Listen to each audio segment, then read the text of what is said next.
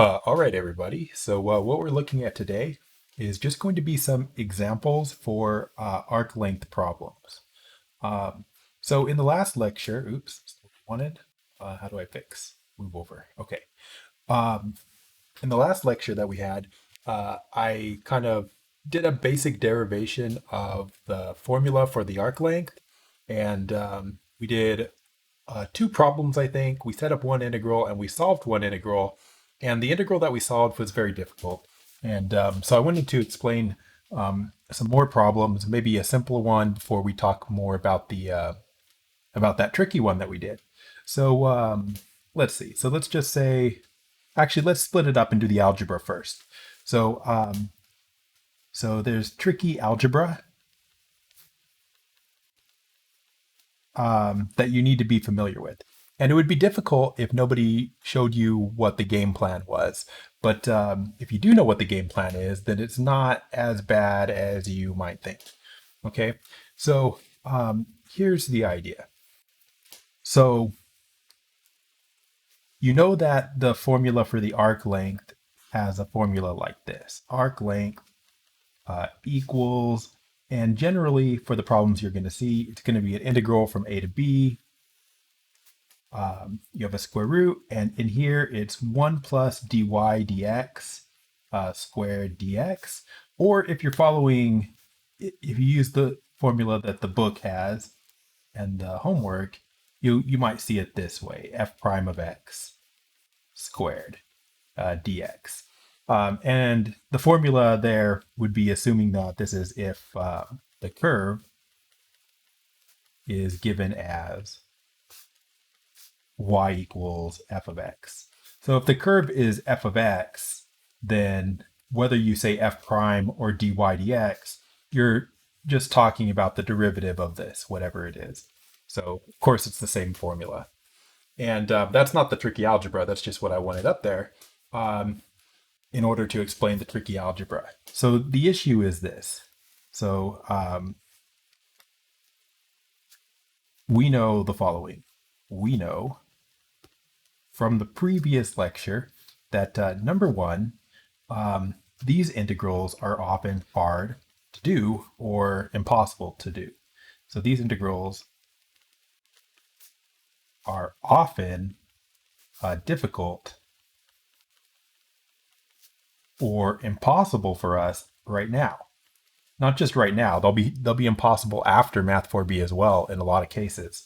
So they're just very hard to do because square roots are difficult to integrate when there's stuff inside them. Okay, so whether or not you can do the integral is going to depend on how it simplifies. So whether or not you can solve the problem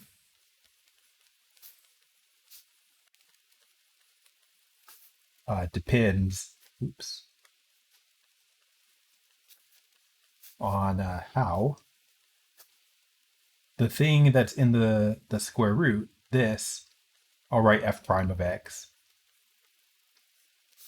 simplifies with algebra. Okay.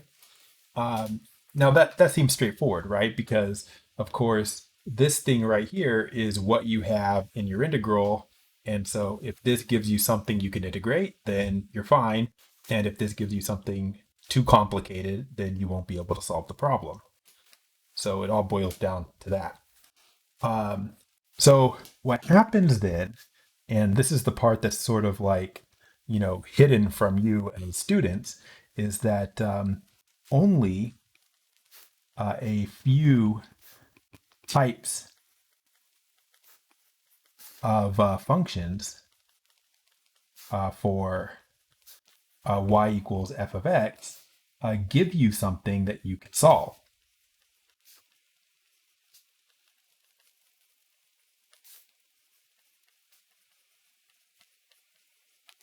Okay, so what that means, I don't know why I'm numbering this, but only a few types of functions for y equals f of x give you an integral that you can solve. Because of that, what that means is that you just see the same couple problem types over and over and over. Okay, this means you as students are given the same function types over and over.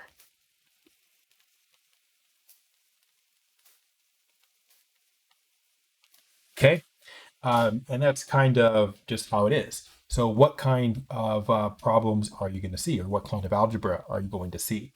So, the different types are mostly like this. So, um,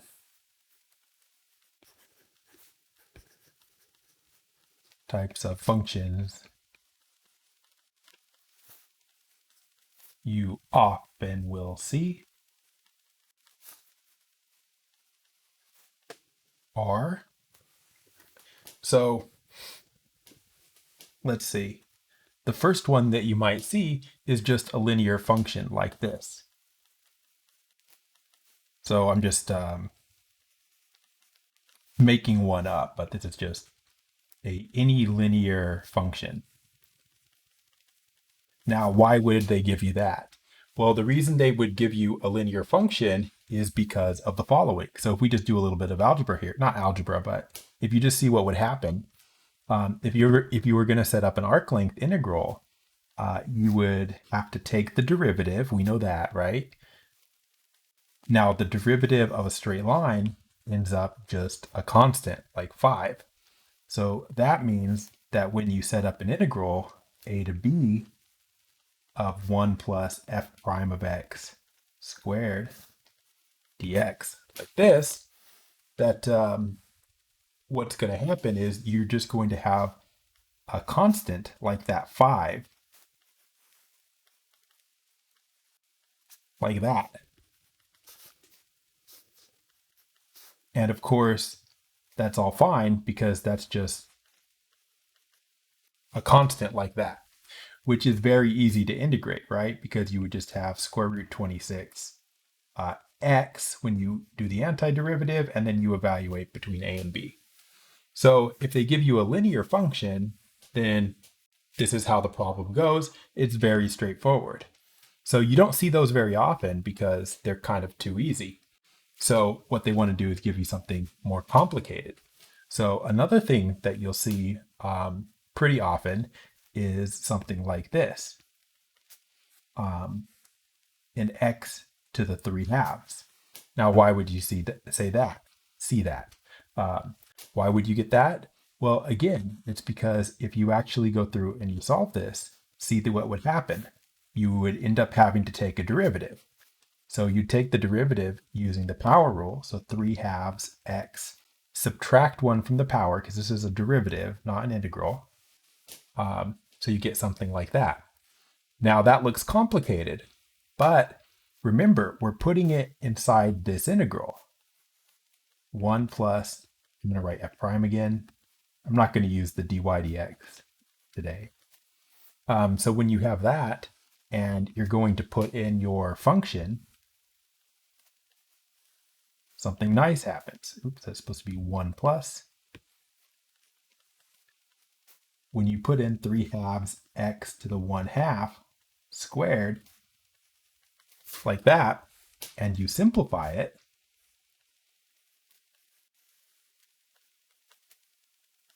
well, you have to square the 3 halves. Squaring the 3 halves gives you 9 over 4.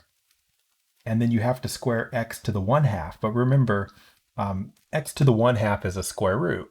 So if you square it, it's just x to the 1 half to the 2. It's going to cancel out, basically. Or if you use the rules for exponents, you x to the 1 half to the 2, you multiply the 2 and the 1 half. 2 times 1 half is 1. So you end up with just x to the 1, like that. And for this problem right here, you would have to use substitution, which we're already familiar with. So you would have to do like let u equal 1 plus 9/4 x. du is 9 over 4 dx. Your integral, you should translate the limits, but basically In this particular example, you would end up with something like this. I'm kind of cheating, doing some shortcuts here. But you end up with something like that. And anyway, the point is that this integral here was doable. So if you have a straight line, that's easy. If you have like x to the 3 halves, or just a constant out front or something, um, then it works like this. And just 3 halves is a magic number that you take the derivative, the 3 halves goes to 1 half, but then it goes in here and gets squared, ends up as a first power. And because it's a nice first power here, a U substitution works. Okay, so you see that function fairly often. I don't think you see that actually in your homework, but it does occur a lot in samples. So another type of function that you'll see is the type that well, you see a bunch in the homework, and so that's going to be one where it's a perfect square. So perfect squares. Okay, and this is in Newton homework a lot. Okay, and so the idea here is this. So the idea is if you have a square root that's if you have a square root that's a squared plus 2ab plus b squared, that is a plus b quantity squared. And then because you have a square root of a square, that you would be able to cancel those, and you would just be left with a plus b, and the square root is gone.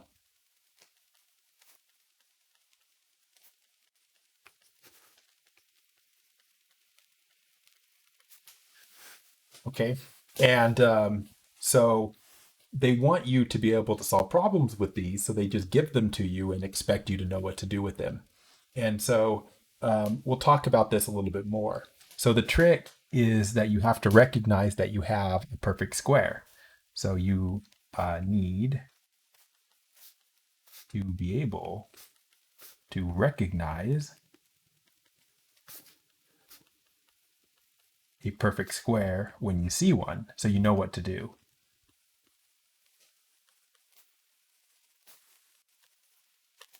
So how will you do that?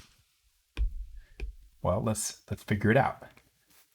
How to recognize a perfect square.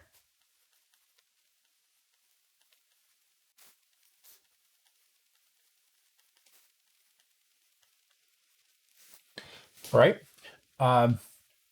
So kind of the steps here are going to boil down to this. I guess I'll go A, B, C. I don't know why. So what's the first thing? So when you look at this, like a squared plus 2ab plus b squared, it's not going to be that, obviously. It's going to be, something that has x's in it, and not obvious what's what. But what will be obvious is this first term and this last term should be obviously things that can be squared. Okay, so you should notice, you would notice, or you must notice, I should say, see that you do have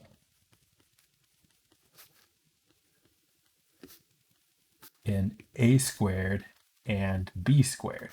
Okay, I'm going to put like an example one over here just to show you. So like, let's say I have this. Like, let's say I have like x to the 4th plus, I don't know.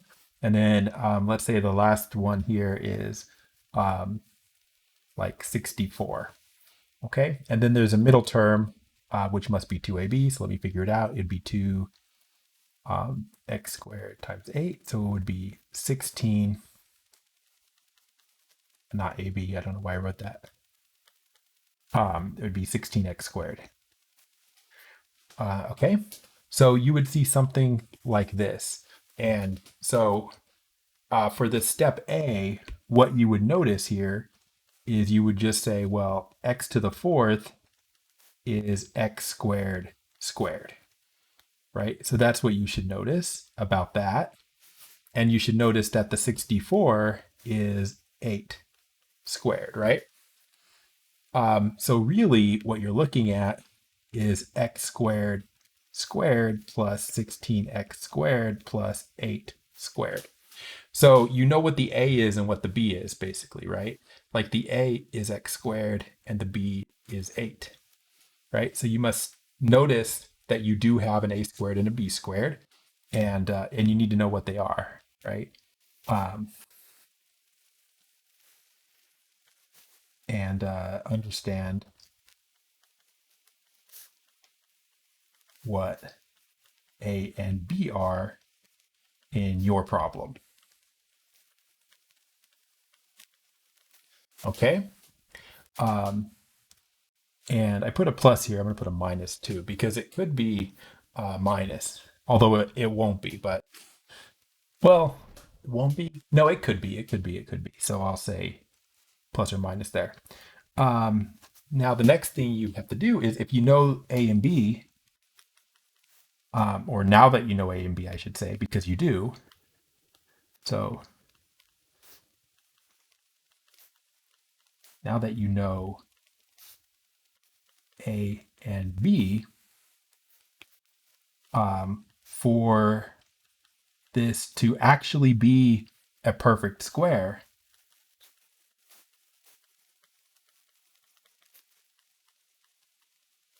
the middle term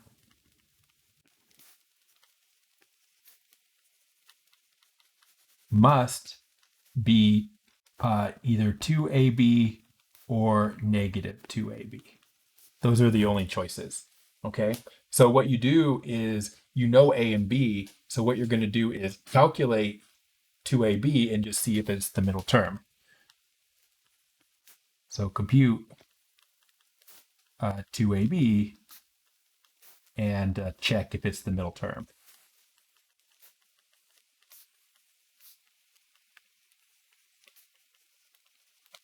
Right?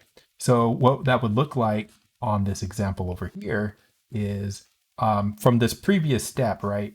I knew that a was x squared and I knew that b was 8, right? Just from x squared squared. So that's a, that's b, x squared and 8. So what you would do is you would just say, so what's 2ab? Well, it's 2 and then a and then b, right? The a is x squared and the b is 8, which if you multiply out is 16x squared. And then I noticed that 16x squared is actually what was in there as 16x squared. So that's correct. So that's what it's supposed to be. So this is a perfect square, trinomial. All right. Now, once you know that it's a perfect square, then you just need to factor it. Now that you know it's a perfect square because you check the middle term and that works out,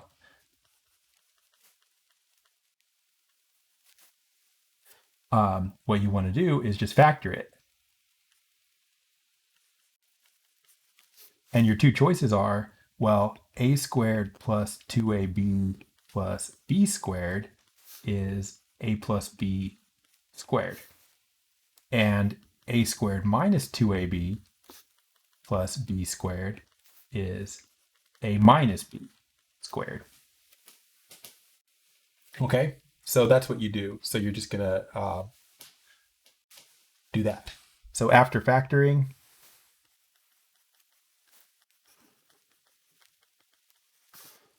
you can cancel the square root.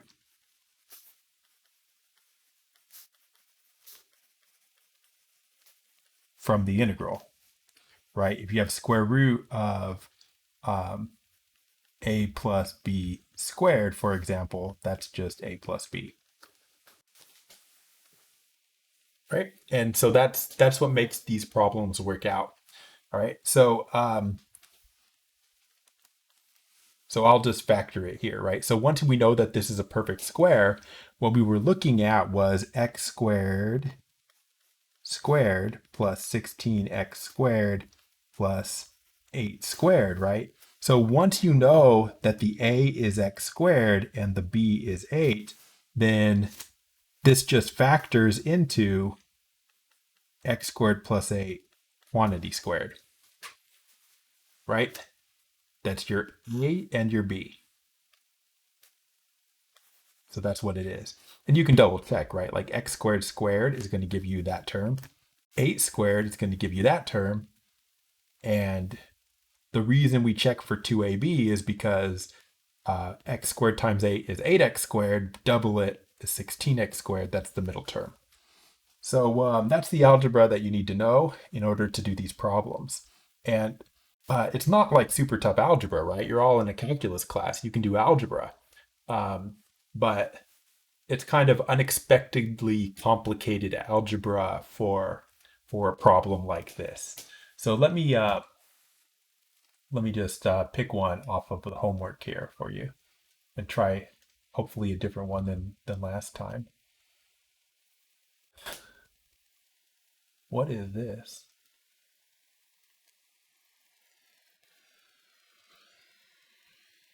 Yeah, let's do this one. This is definitely different than the previous one. Okay, so let's look at one now. So this is straight off of the homework. So they say the curve is f of x equals 1 over 12 x cubed plus 1 over x. And we want the arc length, well, let's see, from 4 to 5. So just that piece of the curve, we want to find the arc length of the curve. I keep wanting to hyphenate arc length, but they don't. Okay. So the way you would do this, and we've talked about these steps before, right, is that we need to, number one, find the derivative. So we need f prime of x. But before we do f prime of x, let me actually just erase that. We have f of x is given right here, but I want to write it like this. So 1 over 12 x cubed, that's fine. But we have 1 over x. That's actually x to the minus 1, right? That's how we need to look at it if we're going to take the derivative. So from there, we take the derivative, find f prime. So these are generally not that bad. We're just doing power rule. So we have 1/12. Take the derivative of x cubed, that is 3x squared, plus take the derivative of x to the negative 1. So take the negative 1 down in front. Subtract 1 from the power, you get negative 2. So this works out to, let's see, simplify, right? 3 over 12 is a quarter. X squared plus, this is, well, minus, it looks like. Minus x to the negative 2. X to the negative 2 is 1 over x squared. Like that. Okay, so there's your derivative, right? Now, once we have that, we can look at our integral. So our integral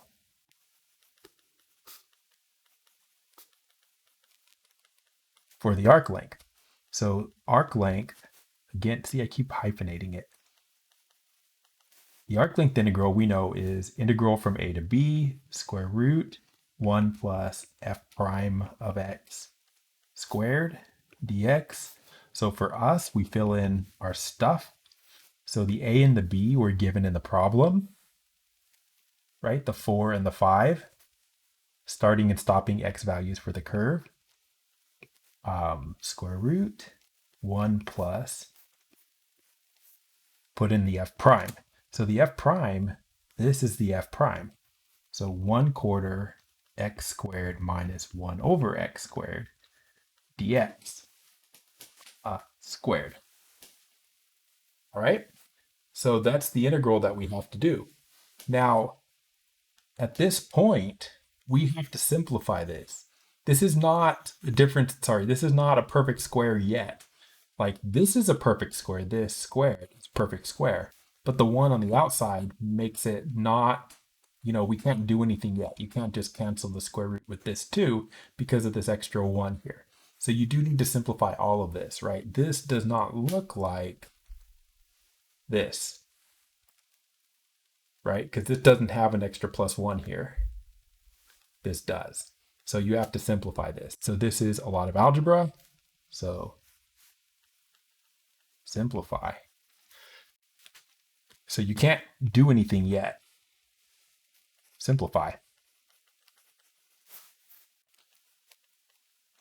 So the book knows that they're going to simplify, so they don't even at this point actually bother writing out an integral. They wait until they simplify everything before they even write the integral for the first time, but I don't do that. So let's go. All right, so what are we doing here? So we're just foiling, we're just multiplying this out is basically what we're doing. So just to, be clear, right? We're doing 1/4 x squared minus 1 over x squared. And we're squaring that. So we're multiplying by 1/4 x squared minus 1 over x squared. And you have to be able to multiply that kind of thing, accurately. So 1/4 x squared times 1/4 x squared is 1/16 x to the fourth. Okay. And then you got to multiply, that's the first, so outer. So we want to multiply 1/4 x squared times negative 1 over x squared. So that's going to be, I'll just write it. I don't know if I'll run out of room here, but 1/4 x squared negative 1 over x squared. I'm going to run out of room.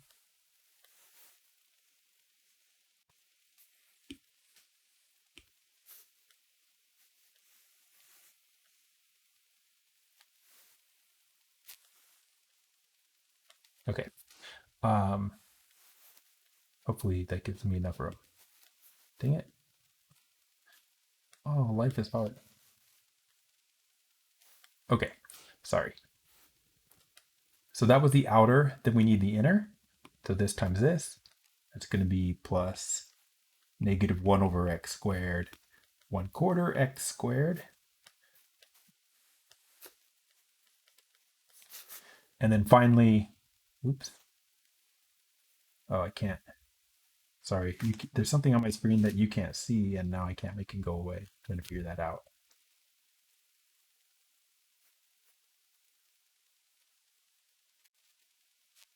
Stop. Okay, fixed it. Okay, finally the last terms, I did it again.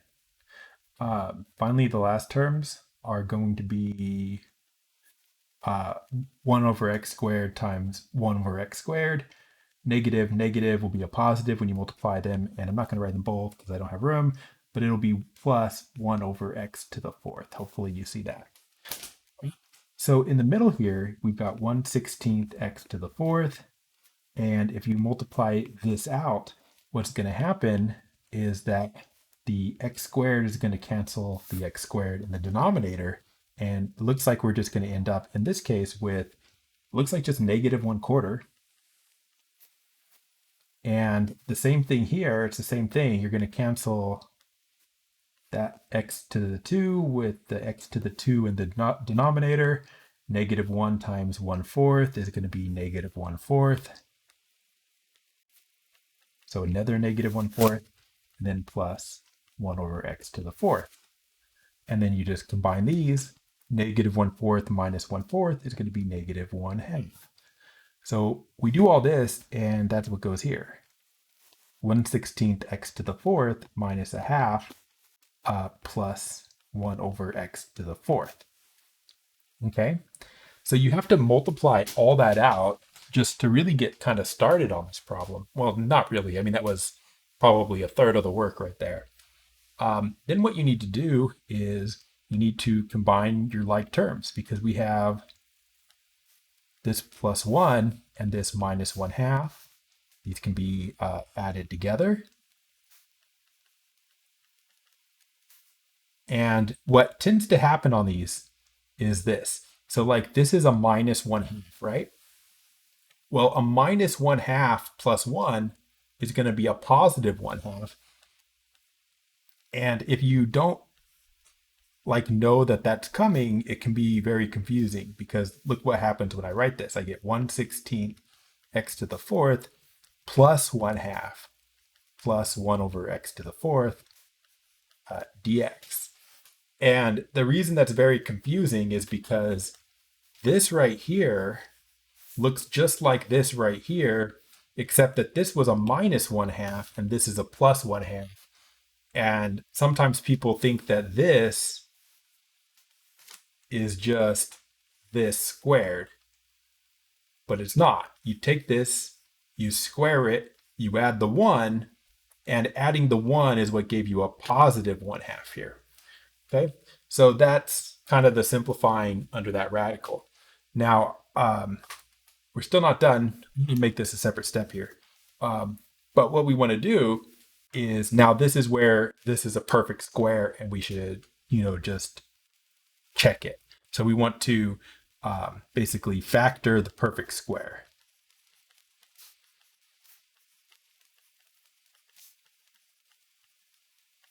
Okay, if it's a perfect square, right? So what you would have to do is this one is 4 to 5.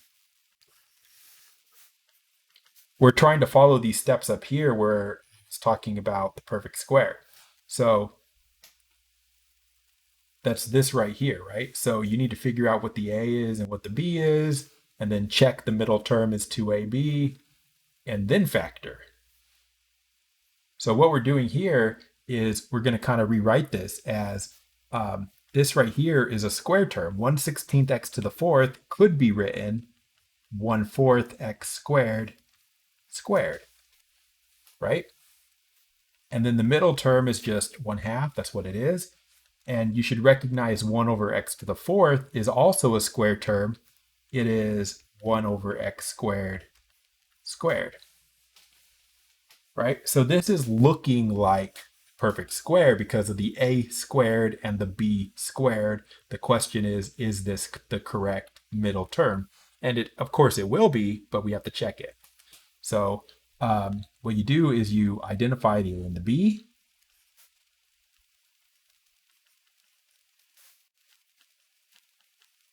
So in this case, the a is 1/4 x squared, and the b is 1 over x squared, right? Then what you want to do is make sure that the middle term is plus or minus 2ab.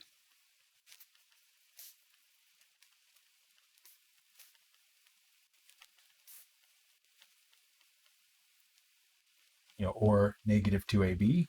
Both are acceptable. So the way you would do that is you would just say 2ab is, well, here's the a, here's the b. So 2 is 2, a is 1/4 x squared, b is 1 over x squared. You multiply this out. So, however you want to do it.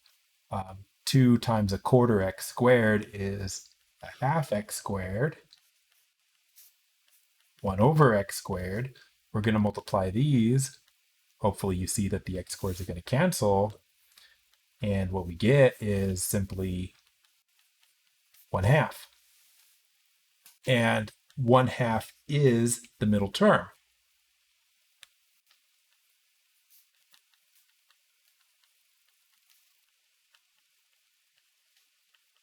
That's what we needed. We needed that to be true. Otherwise, this is not a perfect square. Okay. So then what you want to do to factor is just remember that a squared plus 2ab plus b squared is equal to a plus b quantity squared, right? That's the whole point of doing this. So for us, we've got this integral here. I'm just going to go back to the integral now, if I can. Sorry. You know what would be easy? Duplicating it. duplicate, right? So this is what we got. And you know the A and the B, right? So of course, this is your A and this is your B. So when you factor this, this is simply going to be integral from 4 to 5 square root quantity squared. What goes in there? A plus B. So that's A plus B, like that.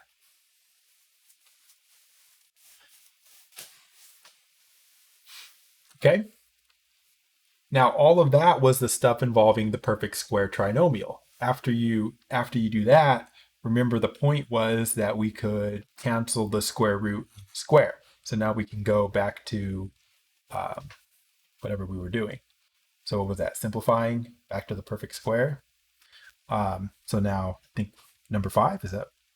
I don't know what I'm numbering, but number 5. What we're doing is we should cancel the square root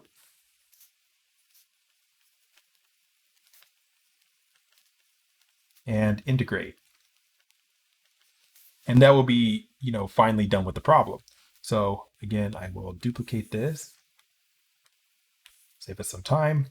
So we have this, and we're going to cancel the square root with the square. That's the point of this type, right? And we're left with simply 1/4 x squared plus 1 over x squared, like that. And this is an integral we know how to do. So solve it. So in order to solve this integral, you would have to, number 1, write this 1 over x squared as a negative exponent. That. So we're just rewriting it there. And then we need to find an antiderivative. That's how we do these integrals.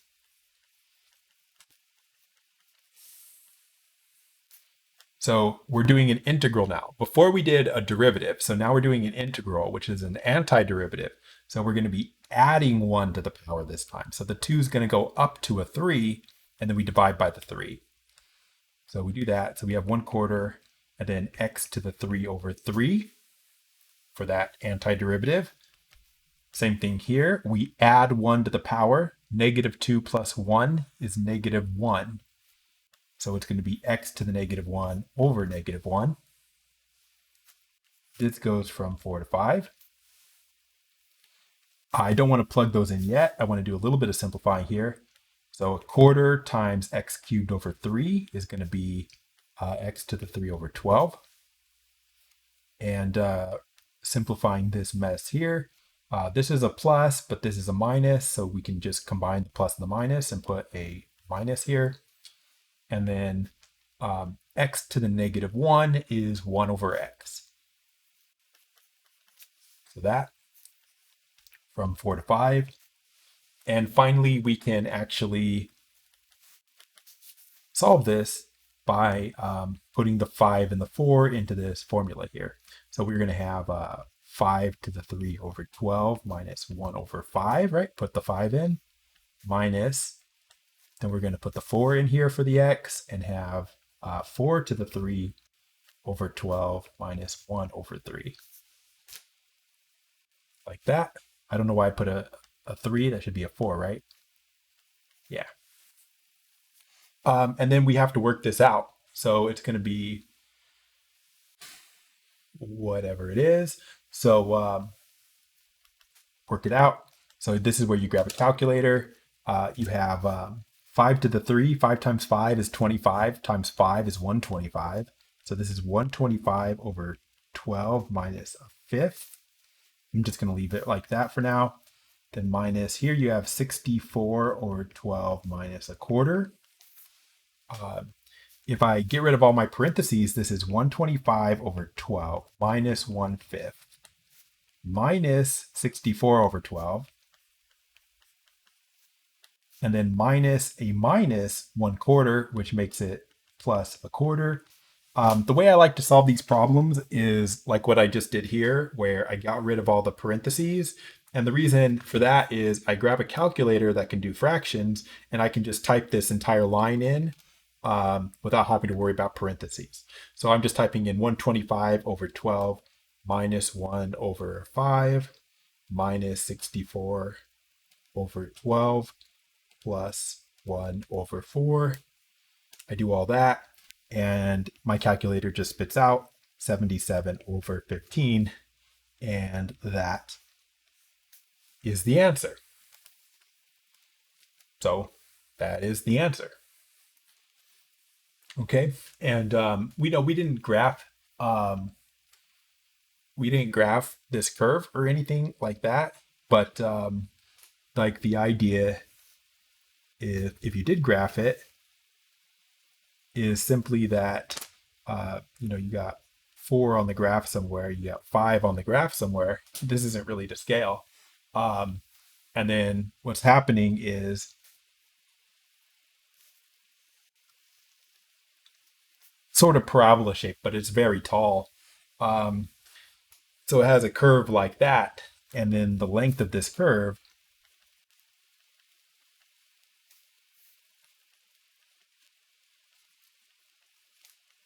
is 77 over 15. That's what we were calculating. Okay, and that's how it goes. Now that's a long problem, right? That's a long problem to do. And the main reason it's wrong is the algebra. Oh, sorry, not the main reason it's wrong, although that might also be true. The main reason it's long is the algebra. For the record, that's not wrong. That's the correct answer. And you've got that same type of problem multiple times on this homework. So there is that. Trying to see if there's another one. No, I think that's it for that type. I do want to. What do I want to do? Maybe just show you what happens on one of the others that you have. So like let's say, so this isn't on the homework, but we can still look at it.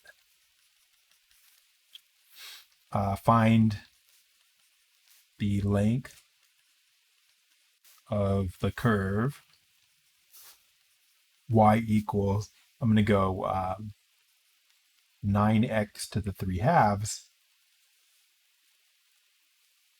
No, I'm not. 8x to the 3 halves. I think that'll work out okay. From x equals 0 to x equals something that you can square root, I think is good. I don't know if it matters. I don't know. Let's say x equals 3. Now 4. Okay. So this is what we're looking at. And I'll draw the graph here. So this curve, you know that y equals 8x, right? So if there was no 3 halves, y equals 8x is just a straight line. And you know that y equals 8x squared would be a parabola. And so 3 halves is between a straight line and a parabola, right? First power straight line, second power parabola. So it sort of looks like a parabola. So what this curve looks like is it goes through 0, and then it just sort of goes up. And it goes up to the right, kind of like a parabola, not as fast as a parabola, but that's basically what it looks like.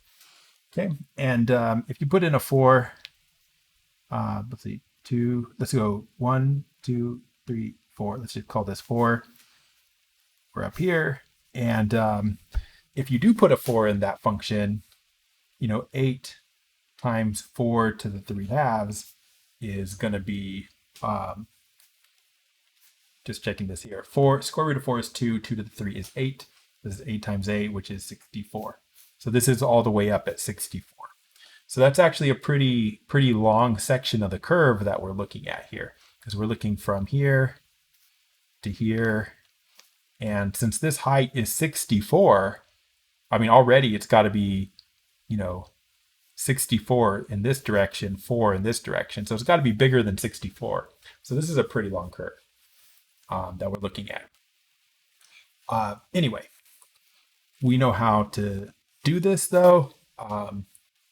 We can just go through our steps here. So our steps for finding an arc length, we need the derivative. Find the derivative. So I wrote it y equals 8x to the 3 halves. So there's no f. You could call it f of x if you want to. I'll just call it dy dx. We need the derivative. So the derivative of x to the 3 halves is 3 halves x to the 1 half, right? You have to multiply this out. So 8 times 3 halves, 8 times 3 is 24 over 2 is 12. X to the 1 half. There's my derivative. So now my integral, I'll move over here. We can set up our integral.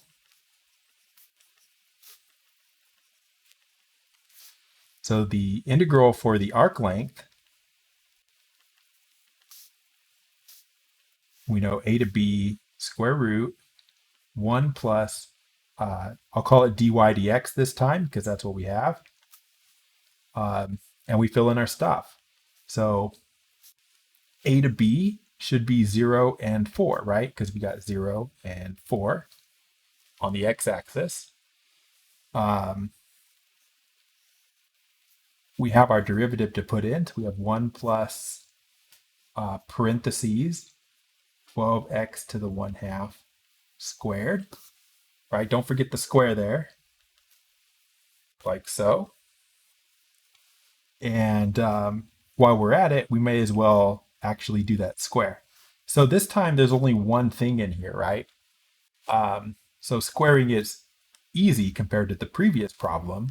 We just square the 12, you get 144, and then x to the 1 half squared is just x, like this. All right, now once you do that, now we've just got an integral to do, and we do that integral however you do the integral. So in this type, or in this problem, it's going to be substitution. So we're going to solve this integral. In this problem, which is not in your homework, you need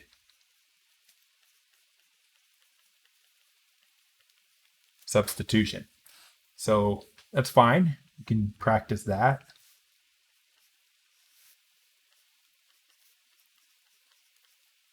You need to anyway for the exam. So how are we going to do this? So what you're going to do is, for substitution, you identify the inside curve, or sorry, the inside function. So the inside function here is 1 plus 144x. That's going to be your u. So we're going to let u equal 1 plus 144x, the inside function. This is for substitution. The du is the derivative of this. So the derivative of 1 plus 144x is just 144 dx. I can see up here that I have a dx by itself. There's no 144, so I don't want this 144. I move the 144 to the other side and write this as du over 144 equals dx. Okay, so then at this point, you've got this u, which is this, right? But also you've got this dx, and dx is du over 144. So if you just, move the, match up the yellow and match up the green here, then we can make this substitution. And what we're going to get is that we end up with the integral of square root, 1 plus 144x, 1 plus 144x, 1 plus 144x is u. So just u. And then we got a dx. dx is du over 144. So we have this. Now, these limits of integration here are x equals 0, x equals 4. And that's a problem because these are x, but this is u. So if you're smart, and we're smart, then what you do is you translate your limits to be in terms of u, and it will save you work later on. Okay, so I'll do that off to the side here. Our old limits to new limits, what you do is this. So like the top limit, what was the old top limit? The old top limit was x equals 4, right? But if you just take x equals 4 and you plug that right in here for the x, you'll be able to calculate a u, because this is the relationship between u and x. So put x equals 4 in here, and you can calculate a u. So you would have u is 1 plus 144x. So u is 1 plus 144x, but x is 4. So you punch that into a calculator, 1 plus 144 times 4, and you end up with 577. Big number, but that's okay. Do the same thing for the bottom limit. The bottom limit was x equals 0. So we're going to plug that into the same formula. So u is 1 plus 144 times x, but this time x is 0. So you multiply that out, and you just get u is 1. Now, why would you want to do that? Because then you come over here to your integral, and your integral is the integral from 1 to 577 for u. If I don't want to write u, I'll just write it like that. So those are the limits in terms of u. In terms of x, it's 0 to 4. In terms of u, it's 1 to 577. All right, and then your integral is u, this is a 1/2. And then you got your du, and then you got over 144. So I'm going to put that out front. Erase that. Like that. So this is the actual integral that we have here. So now we can actually integrate and hopefully get to the answer. So 1 over 144. We need an antiderivative. What's the antiderivative of u to the 1/2? So what do? You add 1 to the power. So that'd be u to the 3 over 2. And then you divide by the new power. So you divide by 3 over 2. That goes from 1 to 577. Just a little bit of simplifying here.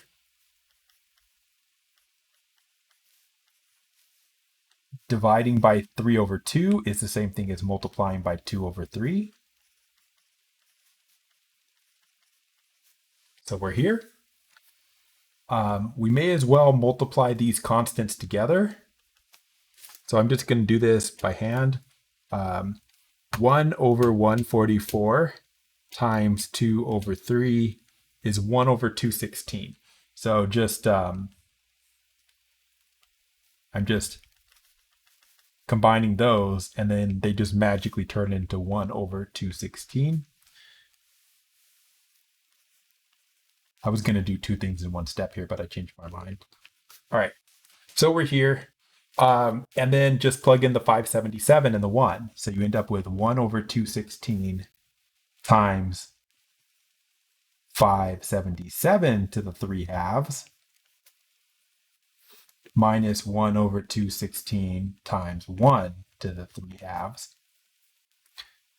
And then 1 to any power is just 1. So this is 1 over 216 577 to the 3/2 minus 1 over 216, which means I don't need parentheses. So we have this. And, 577 to the 3/2 is not going to be anything good.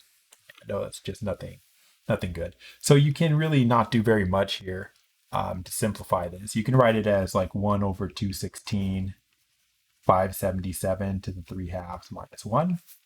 And at, that point, you just have to leave it that something like that. So let's see here. 577 to the 3 halves minus 1 over 216. And this is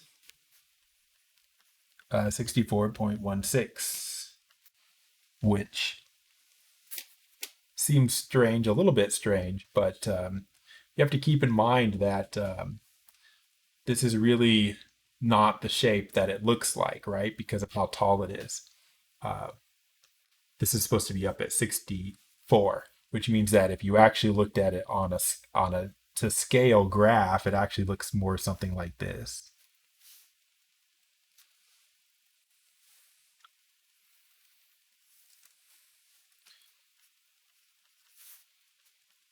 Looks like almost a straight line.